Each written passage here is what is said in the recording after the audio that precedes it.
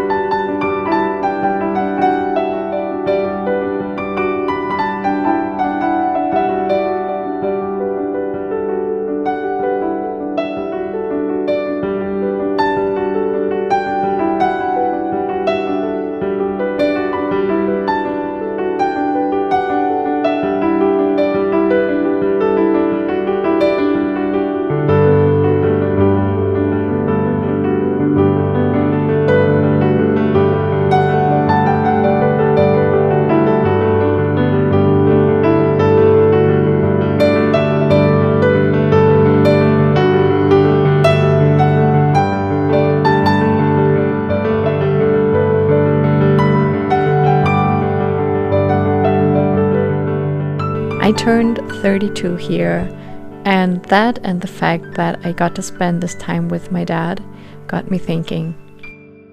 As we get older, it becomes more apparent to us that the time that we have with loved ones is limited. I think for a lot of people it is very uncomfortable to think about death, be that of close ones or one's own death, but I still find it valuable to reminisce about it from time to time. Without dwelling too much on it, just enough to cultivate this feeling how precious the time is that we have together.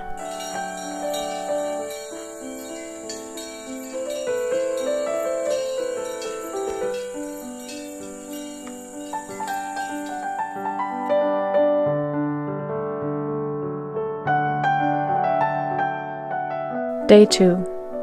Bad Reichenhall.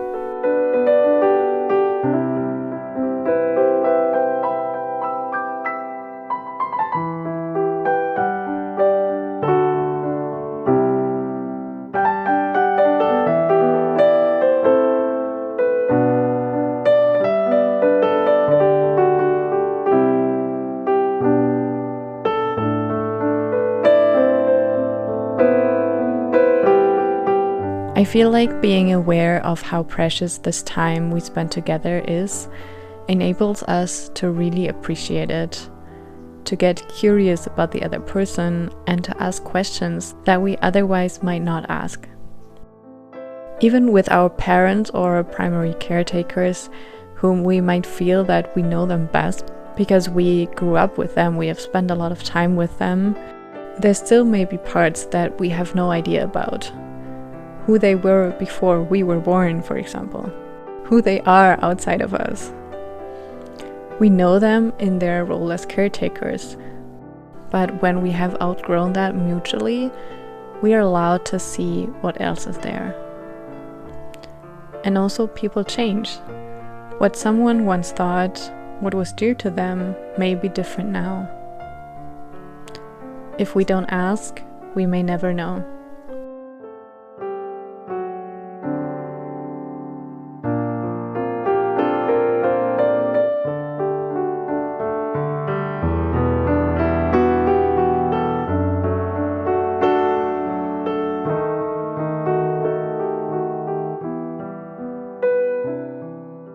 Yet in this human life, not all relationships are easy. I don't want to romanticize family bonds or any other kind of relationship. If being in connection with someone doesn't serve you, if it's harmful to your being, I think it's okay to get distance and let go. There can lie bliss in not knowing someone's whereabouts or their development or their thoughts and feelings. We are living in times where we largely choose who we want to spend time with and whom we want to know.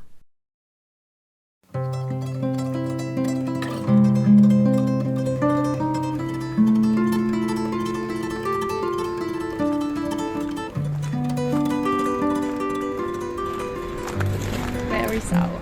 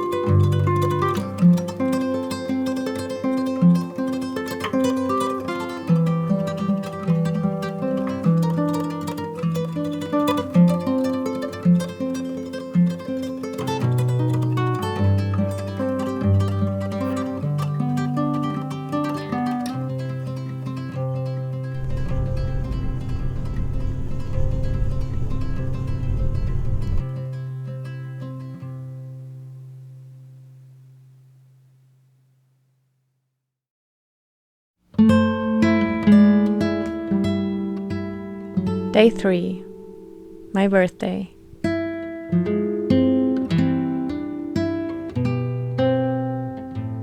Sometimes I have this idea in my head that I would like to live close to the people I love and see them every day. Maybe it's a nostalgic thought from old times when it actually was like that. When everyone we knew lived in the same little village and the whole family gathered by the fire at night. But it is clear that I can't live like that. My friends and family are pretty much spattered all over Germany and even all over the world. And that's okay. I'm trying to not think about what I'm missing by not being able to see them so frequently, and instead to hold a loving space for them in my heart. Ultimately, it comes down to building a conscious connection with each one of them, to being grateful and then letting go. Letting the other be, and then, when the time's right, reconnect. It seems an innate human trait to be afraid of change and having difficulties with letting go. Maybe that is part of why we don't like to think about death. It's the most drastic form of change, a seemingly irreversible end.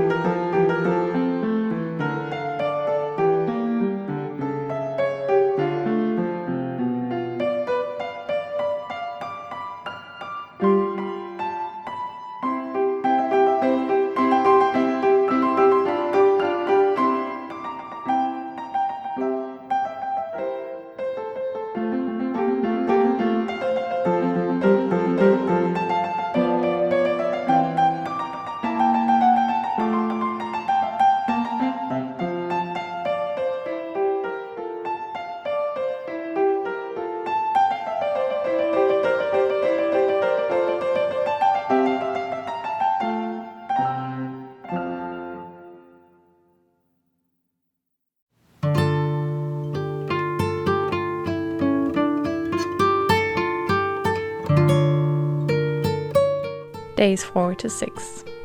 Hiking.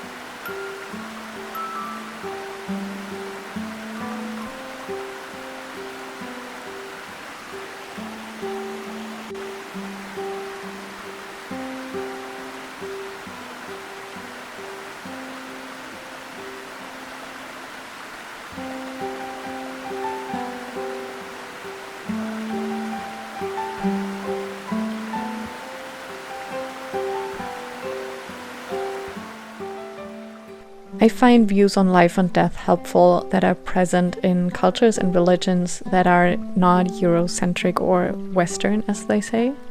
First of all, the idea to look at the big picture that we can find in yoga and Buddhism, for example. To zoom out, to see myself in a web of life, interconnected with everything and everyone that is, ever has been, and ever will be. I'm not isolated. I'm not unique in my uniqueness. I am one of many. My problems and challenges are so specific and so big from a close-up perspective, but so universal and small from a distance. It doesn't mean that they are easy, but zooming out gives me ease and space to handle them. And second of all, the idea that life goes in cycles. I have come into contact with this idea through indigenous Mexican traditions, but also Australian Aboriginal philosophy. This view suggests that there is, in fact, no ultimate beginning or end. That the end that we perceive as irreversible is also a beginning, and that what we perceive as a beginning and something in between is fundamentally a process. We are constantly dying and being reborn.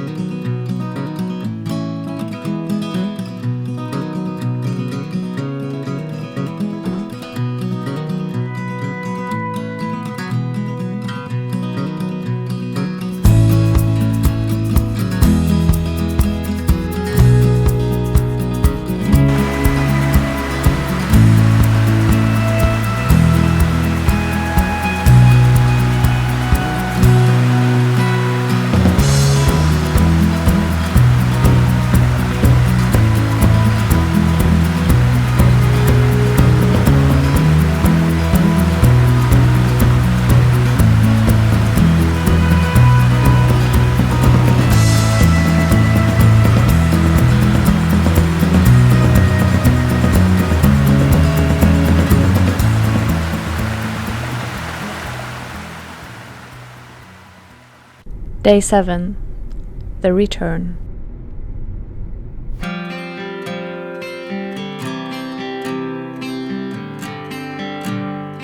The good thing is that even though I cannot be with everybody everywhere all at once, I'm usually with someone or in a place that's good. And it's nice to know that there are so many people in the world that I love and miss. I'm so grateful that I got to spend this time with my father.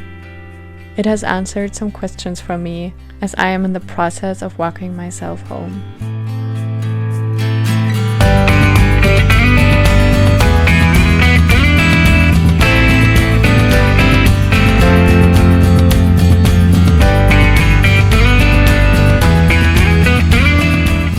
These memories will always stay in my heart. Danke, Papa.